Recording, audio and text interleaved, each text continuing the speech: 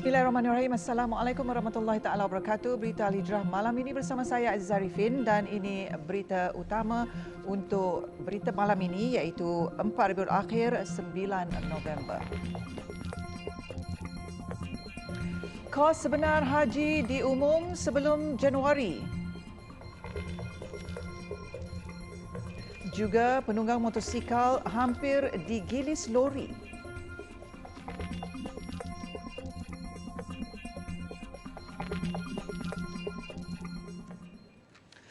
Kos sebenar bagi ibadah haji dijangka akan diputuskan sebelum Januari depan. Timbalan Menteri di Jabatan Perdana Menteri Datuk Ahmad Marzuq Syari bagaimanapun berkata pihaknya akan terus memberi subsidi kepada bakal jemaah haji namun jumlahnya belum diputuskan oleh Kabinet. Kalau dulu kos sebenar dia 24,000. Sebelum Covid 24,000. Kerajaan hanya kutip 9,980 sahaja daripada 1 juta. Jadi kerajaan bagi subsidi sebanyak 12,000. Ini kos haji, kos sebenar, actual kos mungkin dalam 35,000. Jadi berapa portion kerajaan akan bagi itu akan diputuskan oleh kerajaan dalam Kabinet. Kos haji itu dijangka meningkat disebabkan kerajaan Arab Saudi menaikkan cukai nilai tambah VAT dari 5% kepada 15% selain pematuhan prosedur operasi standard SOP baharu seperti bilangan individu di dalam hotel. Pada 2019, kerajaan memutuskan bayaran menunaikan haji bagi jemaah muassasah kali pertama kekal RM9,980 dengan kerajaan menanggung subsidi sebanyak RM12,920. Kos haji tahun 2020 adalah RM22,900 berbanding RM22,450 musim sebelumnya. Namun Malaysia tidak menghantar jemaah pada tahun lalu susulan pandemik. Datuk Ahmad Marzuq ditemui media selepas melancarkan klinik rohani di PKRC 2021 di Dewan Alamanda Hospital Tampin pagi tadi. Satu laporan polis dibuat berhubung video tular yang memperlihatkan seorang penunggang hampir digilis lori selepas terlibat dalam kemalangan dengan kon. Aduan itu dibuat mangsa pada jam 2 pagi Sabtu lalu di Ibu Pejabat Polis Daerah Johor Bahru Utara.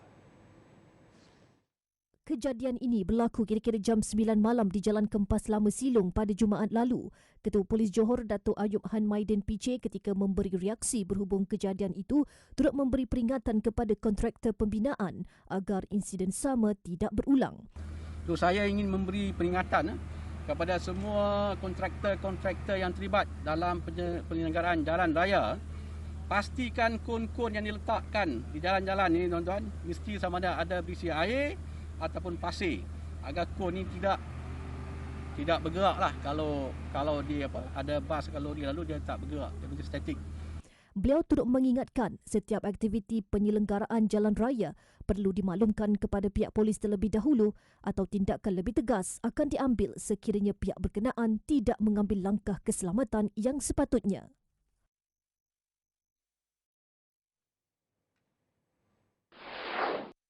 Dalam perkembangan lain, 2 pemandu bas kilang ditahan Jabatan Siasatan dan Penguatkuasaan Trafik JSPT Johor selepas didapati positif dadah menerusi ops khas bersepadu di Taman Impian Emas Johor Bahru. Pemandu lelaki yang ditahan berumur 24 dan 34 tahun itu dikesan positif dadah jenis ganja dan metafetamin hasil ujian air kencing. Datuk Ayub Han berkata operasi yang dijalankan pagi tadi susulan aduan orang awam berhubung salah laku pemandu bas sebelum ini. Antara kesalahan-kesalahan yang kita kesan daripada aduan yang kita terima daripada orang awam tuan-tuan, pemandu sering melanggar isyarat lalu lintas. Ada kalangan mereka menggunakan telefon bimbit, melanggar lampu isyarat, potong queue, road bully tuan-tuan, potong queue, mengimpit kenderaan lain, memandu di lorong kanan dan memandu secara melulu dan berbahaya. Beliau berkata demikian pada sidang media di op bersepadu khas di Taman Impian Emas Johor Bahru. Dalam operasi ini sebanyak 42 saman telah dikeluarkan membabitkan pelbagai kesalahan dan daripada jumlah berkenaan 27 saman dikeluarkan ke atas pemandu yang tidak mempunyai lesen memandu bas. Manakala 25 lagi saman dikeluarkan ke atas pemandu yang tidak mempunyai lesen pemanduan vokasional GDL dan PSV. Seorang lelaki maut digilis bas selepas tercampak daripada motosikal ditunggangnya yang sebelum itu melanggar anjing melintas berdekatan sebuah stesen minyak di Kampung Kepayang di Jalan Sultan Nazrin Shah, Ipoh pagi tadi. Dalam kejadian kira-kira 6.30 pagi itu, mangsa berusia 26 tahun berketurunan Iban meninggal dunia di tempat kejadian. Ketua Polis Daerah Ipoh Assistant Commissioner Yahaya Hassan berkata, siasatan di tempat kejadian berdapati lelaki itu yang menunggang motosikal Yamaha LC terlanggar seekor anjing sedang melintas jalan ketika dalam perjalanan pulang ke rumah dari tempat kerja. Ketika kejadian, kawasan di sekitar itu dilapur gelap dan tiada lampu jalan. Beliau berkata akibat pelanggaran itu, mangsa kemudian tercampak ke tengah jalan sebelum sebuah bas dipandu seorang lelaki berusia 54 tahun dari arah sama cuba membrek namun gagal. Akibatnya penunggang motosikal berkenaan tersepit di bawah tayar kiri bahagian hadapan bas dan disahkan meninggal dunia di tempat kejadian. Yahaya berkata siasatan masih diteruskan mengikut Seksyen 41/1 Akta Pengangkutan Jalan 1987. 20 pusat pemindahan sementara PPS disediakan di Kelantan bagi menempatkan mangsa banjir yang positif COVID-19. Pengarah Jabatan Kebajikan Masyarakat JKM Kelantan, Said Siduk berkata, mangsa diminta memberi kerjasama kepada petugas sekiranya mempunyai gejala COVID-19 bagi memudahkan mereka diasingkan ke lokasi yang bersesuaian. Kita nak menguruskan bukan macam dulu, kita nak jaga penjarakan, dia kena jujur, dia kena istiharkan, kalau dia ada gejala dia kena maklum dan sebagainya lah. Jadi kalau ini mudah kita menguruskan, tapi kalau dia tak maklum kita takut nanti nak kawal. Mungkin berlaku jangkitan dan sebagainya, itu kita risau. Jadi dalam keadaan sekarang ini memang payahlah untuk kita nak kawal benda tu kan. Mesti daripada kerjasamalah semua pihak terutama sekali mangsa itulah. Sebagai langkah pencegahan penularan COVID-19 di PPS juga, makanan untuk mereka yang terjejas banjir akan disediakan oleh kontraktor yang dilantik selain hanya wakil keluarga dibenarkan untuk mengambil makanan siap dimasak. Beliau berkata demikian kepada media ketika ditemui selepas meninjau persiapan akhir menghadapi monsun timur laut di Depot Simpanan Keperluan Bencana di Pengkalan Cepa Kota Baru hari ini. Mengulas lanjut, Said berkata, seramai 354 kaki tangan JKM akan bertugas secara langsung untuk membantu mangsa banjir selain 4,800 ahli jawatan kuasa termasuk sukarelawan yang akan ditempatkan di 539 PPS seluruh negeri ini. Jabatan Kesihatan Negeri JKN Pahang telah mengeluarkan 1,746 kompaun bernilai hampir 3 juta ringgit bermula Januari sehingga 31 Oktober. Ia sekaligus menjadikan Pahang negeri tertinggi mengeluarkan kompaun membabitkan kesalahan mengikut Akta Pencegahan dan Pengawalan Penyakit Berjangkit 1988 Akta 342. Antara kompaun tertinggi dikeluarkan adalah kegagalan mematuhi prosedur operasi standard SOP dan kesalahan merokok di kedai makan. 1,746 kompaun, iaitu daripada Januari hingga 31 Oktober, di mana kompaun itu kita keluarkan di bawah Akta Pencegahan dan Pengawalan Penyakit Berjangkit 1986 yang lebih spesifik 88 yang lebih spesifik kepada pematuhan kepada SOP kawalan COVID. Dan nilaian kompaun itu ada sebanyak RM2,920,476.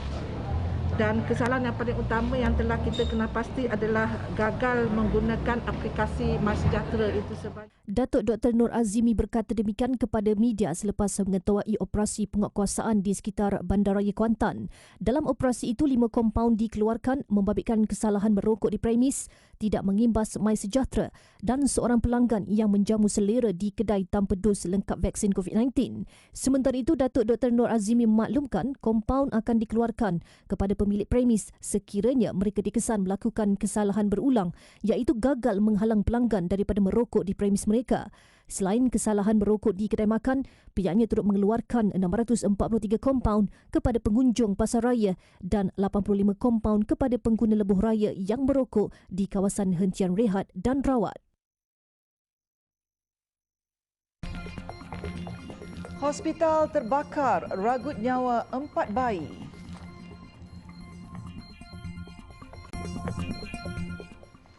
Alhamdulillah bertemu kembali. Veteran Angkatan Tentera Malaysia ATM berpeluang untuk mendapat pekerjaan kedua bagi meningkatkan taraf sosioekonomi mereka. Inisiatif hasil kerjasama Jabatan Hal Ehwal Veteran ATM dan Pertubuhan Keselamatan Sosial Perkeso itu dalam masa sama mahu mengangkat martabat wira negara yang rata-ratanya masih produktif. Panglima Angkatan Tentera Jeneral Tan Sri Effendi Buang dalam pada itu berharap veteran ATM yang memohon kerja diberi tawaran yang selayaknya dengan kemahiran dan pengalaman mereka. Secara purata, lebih 5,000 orang warga ATM akan bersara setiap tahun dan apa yang lebih menarik, 63% dari mereka berada dalam lingkungan umur di bawah 60 tahun. Iaitu kelompok umur yang masih produktif dan mampu menyumbang kepada kemakmuran ekonomi negara. Maka dengan pelbagai latihan dan kemahiran, veteran ATM merupakan aset yang wajar diberi perhatian. Tambah beliau, antara peluang pekerjaan yang bakal ditawarkan merangkumi sektor feedlot, pertanian dan pelancongan. Tan Sri Effendi Buang turut berharap veteran ATM diberikan tangga gaji yang lebih menarik berbanding pemohon awam lain. Beliau berkata demikian selepas merasmikan bengkel peluang kerjaya kedua anjuran Jabatan Hal Ehwal Veteran ATM dengan kerjasama Perkeso di Ibu Negara. Menurut Tan Sri Effendi, setakat ini keluarga Malaysia Veteran ATM yang berdaftar dengan JHEV ATM berjumlah 204,020 orang di mana 73,863 daripadanya bersara tanpa pencen. Institusi zakat dan wakaf perlu terus diperkasa bagi memastikan ia kekal relevan, terutama keberkesanan sistem penyampaian dan ijtihad hukum, lebih-lebih lagi ketika berdepan cabaran baharu pasca COVID-19. Menteri di Jabatan Perdana Menteri Hal Ehwal Agama, Senator Idris Ahmad berkata, terdapat pelbagai pendekatan baharu yang boleh diaplikasi selagi mana ia masih berada dalam kerangka syarak. Dalam konteks agihan zakat kepada individu memerlukan, Senator Idris berkata, perubahan serta pendekatan baharu perlu dilaksanakan bermula dari proses permohonan sehingga penawaran. Tanpa menafikan segala usaha dan keringat yang telah dicurahkan oleh pihak MAIN dan juga AMZ, saya berpandangan bahawa perubahan-perubahan pendekatan agihan zakat mesti dilakukan daripada permohonan kepada penawaran supaya menepati maqasid syariah. Dalam arti kata yang lain, kita harapkan kita orang merupakan orang yang mencari, bukannya mereka datang untuk nak meminta. Saya mengharapkan supaya data-data yang terdapat kepada ahli qaryah boleh dijadikan sebagai satu list ataupun data untuk kita turun bagi menyantuni golongan yang memerlukan daripada kita. Supaya kita memudahkan, bukannya menyusahkan. Kita yang mencari, bukan mereka yang datang untuk meminta. Senator Idris berkata demikian ketika merasmikan sambutan Bulan Zakat Kebangsaan 2021 yang diadakan secara maya siang tadi. Tema sambutan BZK kali ini iaitu Zakat Prihatin, Muzaki Cakna, Asnaf Merasa dilihat senada dengan konsep keluarga Malaysia menggariskan 3 teras utama iaitu keterangkuman, kebersamaan dan kesyukuran. Senator Idris dalam pada itu berkata, institusi zakat dan wakaf perlu meneruskan usaha agresif turun ke lapangan selain memanfaatkan media sosial bagi menguar-uarkan segala usaha agensi terbabit dalam usaha menyantuni golongan terjejas. Kolej Agama Sultan Abdul Halim di bawah kelolaan Lembaga Zakat Negeri Kedah LZNK menjadi sekolah watak zakat pertama di negara ini yang menubuhkan kadet Sekolah Pertahanan Awam KASPA. Ketua Pegawai Eksekutif LZNK, Datuk Syekh Zakaria Othman berkata, 2 lagi sekolah di bawah LZNK iaitu Kolej Insaniah Mergung dan di Belantik Sik akan turut dijadikan sekolah watak di negeri itu. Beliau berkata Angkatan Pertahanan Awam APM dipilih sebagai badan seragam yang akan berlatih guru dan pelajar. Semua pelajar adalah diserap sebagai anggota APM. Semua kaki tangan anggota APM dan penggunaan jawatan-jawatan di dalam sekolah adalah jawatan rasmi dalam APM. Kita tak ada pengetua, tak ada gumsak, fikir satu pun tak ada. Semua jawatan yang ada dalam APM. Apa yang kita rasa kelainan yang ada pada anak-anak kita ialah mereka akan dibantu, dibimbing, dibentuk dan diajak dengan semua kurikulum yang ada pada anggota APM secara menyeluruh dalam tempoh 2 tahun mereka bersama di sekolah watak. Beliau berkata demikian ketika ditemui pada Majlis Pelancaran Sekolah Watak Zakat Kedah, Kadet Sekolah Pertahanan Awam Kaspa di Kolej Agama Sultan Abdul Halim hari ini. Sementara itu, Ketua Pengarah APM Datuk Roslan Wahab berkata keseluruhan tenaga pengajar dan pelajar akan dilatih mengikut silibus pertahanan awam. Sehingga kini sebanyak 936 sekolah di seluruh negara mempunyai kadet pertahanan awam. Bagaimanapun mereka hanya dibenarkan membantu ketika bencana banjir yang membabitkan tugas di Pusat Pemindahan Sementara PPS atau pasca banjir. Pertubuhan Peduli Insan Malaysia, Peduli Insan, mensasarkan kutipan RM5 juta menerusi kempen musim sejuk Syria siri ke-10 bagi tahun 2021-2022. Pengerusinya Muhammad Luqmanul Hakim Muhammad Rizwan berkata, pihaknya memfokuskan 2 inisiatif bantuan bagi meringankan beban lebih 250,000 pelarian Syria. Yang mana fokus kita kepada 2 lah yang kita namakan sebagai Suapan Kasih Syria dan Selimut Kasih Syria. Suapan Kasih ini fokus kita kepada bentuk makanan kerana kita faham bahawa mereka hidup dalam kefakiran dan kesukaran, jadi mereka perlu kepada sesuatu untuk bertahan dalam keadaan musim sejuk yang cukup ganas ketika inilah. Dan yang kedua adalah Selimut Kasih yang mana fokus kita adalah untuk apa yang kita sebut sebagai apa yang mampu memberikan kehangatan kepada mereka. Antaranya adalah pemanas, selimut, baju sejuk dan bahan bakar, insya-Allah. Kempen ini jelas beliau bertepatan dengan situasi semasa yang dilalui pelarian Syria yang terpaksa mengharungi musim sejuk melampau selain ujian pandemik COVID-19. Kempen itu turut mendapat kerjasama kumpulan nasyid terkemuka tanah air, Intim. Peduli Insan dalam masa sama menyeru rakyat Malaysia untuk sama-sama menyumbang dan bantuan itu boleh disalurkan ke akaun Affin Islamic Bank Pertubuhan Peduli Insan Malaysia bernombor 1059 900 45326. Pertubuhan Peduli Insan juga boleh dihubungi menerusi talian 016 7706 432 atau layari laman web rasmi Peduli Insan di www.peduliinsan.org. Penghujung 2021, TV Al-Hijrah tetap meneruskan kegairahan. Kali ini dengan menerbitkan program berunsur hiburan berkonsepkan reality. Program Hijrahkan Laguku, Journey Back to Him adalah hiburan Islamik menampilkan gabungan 8 penyanyi tersohor tanah air yang menyampaikan mesej dakwah menerusi lirik lagu yang digubah.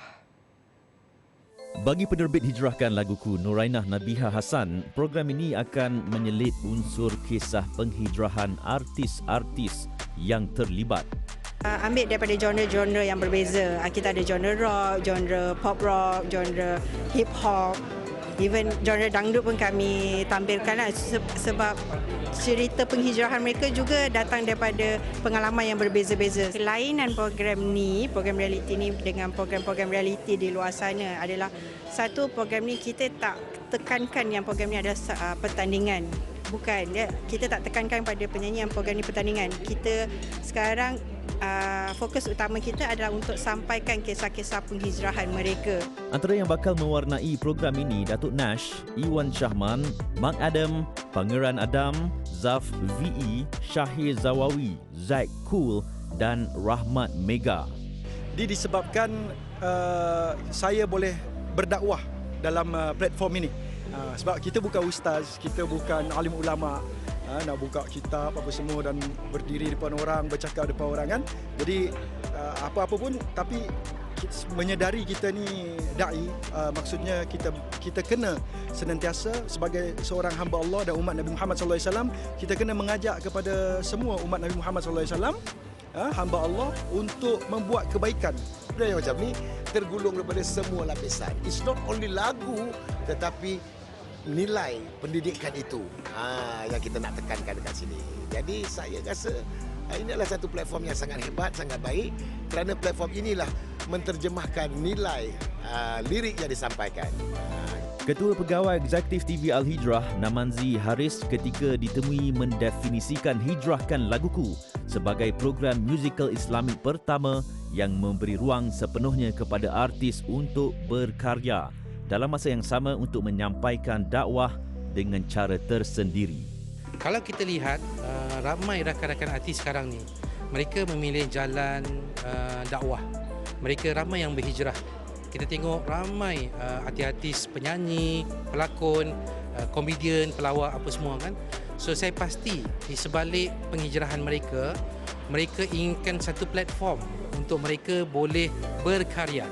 Hijrahkan Laguku bersiaran secara langsung pada setiap Sabtu jam 9 malam bermula 20 November ini di TV Al-Hijrah.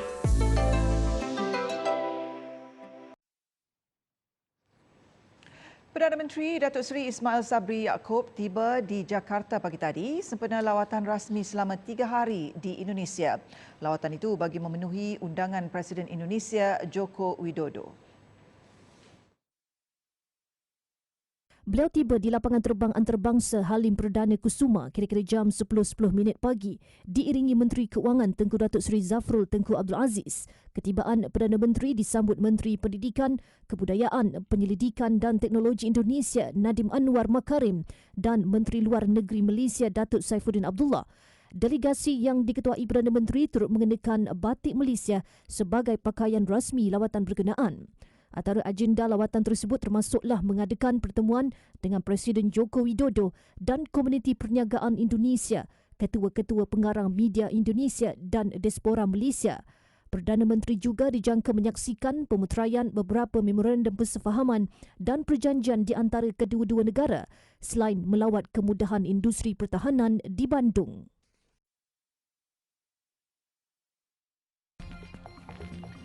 Kentang gergasi ditemui di New Zealand.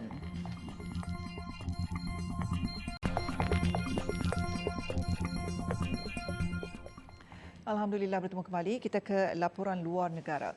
Sekurang-kurangnya 25 kanak-kanak maut dalam kebakaran di sebuah sekolah di selatan Niger. Kebanyakan mangsa yang meninggal dunia berusia 5 hingga 6 tahun. Kebakaran itu turut menyebabkan sebahagian kanak-kanak lain cedera teruk dan memerlukan rawatan kecemasan segera. Angin kencang di kawasan terbabit menjadikan api semakin marak sekaligus memusnahkan bilik darjah yang dibina daripada jerami dan kayu.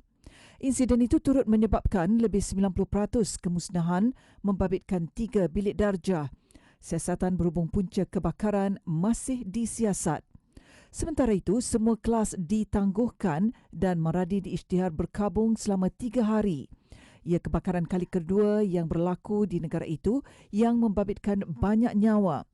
April lalu, 20 murid prasekolah maut dalam kebakaran di sebuah sekolah di Niamey. Susulan tragedi itu, Kabinet memutuskan semua sekolah di Niger dilarang menggunakan atap jerami. 4 bayi terkorban dalam kebakaran melibatkan unit penjagaan bayi di Hospital Kamla Nehru di India. Insiden itu berlaku hanya seminggu selepas kejadian sama menimpa hospital di Maharashtra yang meragut 10 nyawa. Kebakaran di unit itu bagaimanapun berjaya dikawal. Baki 38 bayi yang kebanyakannya dilahirkan pramatang berjaya diselamatkan dan dipindahkan ke ward lain.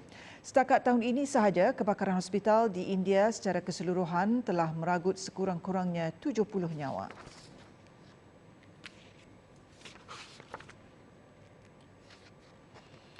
Puluhan penunggang motosikal berkuasa tinggi membanjiri bangunan parlimen di Wellington bagi memprotes program vaksinasi yang diwajibkan ke atas penduduk. Himpunan tunjuk perasaan itu juga mendesak agar perintah sekatan di negara itu ditarik balik. Peserta penunjuk perasaan turut tidak mengenakan pelitup muka sebagai tanda protes. Mereka turut memegang gambar bekas Presiden Amerika Syarikat Donald Trump yang menyokong prinsip menolak sebarang sekatan. Mereka memenuhi bangunan parlimen dan keadaan itu memaksa dua pintu utama bangunan ditutup bagi mengelak insiden tidak diingini berlaku. New Zealand sejak akhir-akhir ini bergelut untuk mengawal penularan COVID-19, lebih-lebih lagi apabila varian Delta dikesan semakin menular. Keadaan itu memaksa Perdana Menterinya, Jacinda Ardern, beralih daripada strategi penghapusan menerusi perintah lockdown kepada strategi untuk hidup bersama virus dengan meningkatkan kadar vaksinasi penduduknya. Krisis bahan api yang melanda Port-au-Prince, Haiti mencetuskan krisis air bersih di wilayah itu.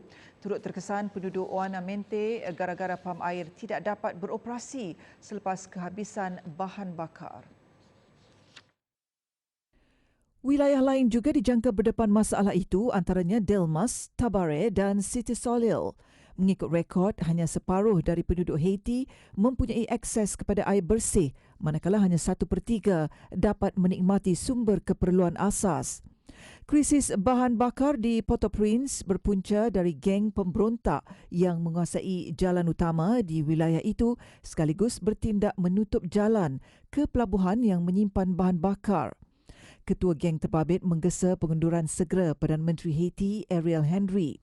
Haiti dilanda pelbagai krisis sejak kematian presidennya, Jovenel Moïse, akibat dibunuh. Pilihan raya yang dijadualkan pada November terpaksa ditangguhkan selepas Henry memecat Dewan Majlis yang berkaitan pilihan raya. Dan berikut pilihan berita antarabangsa yang lain. Kentang bersaiz gergasi seberat 7.9 kg ditemui oleh pasangan suami isteri Donna dan Colin Craig Brown di Hamilton, New Zealand. Media melaporkan kentang unik itu dijumpai selepas pemilik ladang, Craig Brown, mencangkul tanah yang pada awalnya disangkakan tumbuhan kulat. Kentang itu dipercayai tumbuh selama beberapa tahun. Kini pasangan itu sedang menanti sama ada kentang gergasi berkenaan mendapat pengiktirafan Guinness World Records sebagai kentang terberat di dunia atau tidak. Wang Yaping menjadi angkasawan wanita Cina pertama yang berjalan di angkasa selepas beliau dan seorang lagi angkasawan melengkapkan misi 6 jam di luar stesen angkasa Tianhe. Stesen Tianhe masih dalam pembinaan dan dijangka mula beroperasi menjelang 2022 dan juga dijangka beroperasi selama 10 tahun selain bakal menjadi stesen angkasa kedua selepas stesen angkasa lepas antarabangsa ISS. Di Venice, pelancong dilihat memakai penutup kasut berwarna-warni untuk meredah dataran Saint Mark pada Ahad ketika banjir bermusim yang berlaku bagi tahun ini. Namun, air pasang serendah paras 1.05 meter tidak menyebabkan pengaktifan sekatan banjir MUS dilancarkan. Dan laporan itu tadi mengakhiri berita Al-Hijrah malam ini. Latah Zan menyusul jam 9 malam ini dengan topik menarik suami isteri jarak jauh bersama hos Faizal Ismail dan Ebi Fana. Dan jangan lupa layari alhijrahnews.com untuk lagi laporan berita pilihan serta artikel eksklusif. Saya Aziza Arifin. Assalamualaikum warahmatullahi taala wabarakatuh dan selamat malam.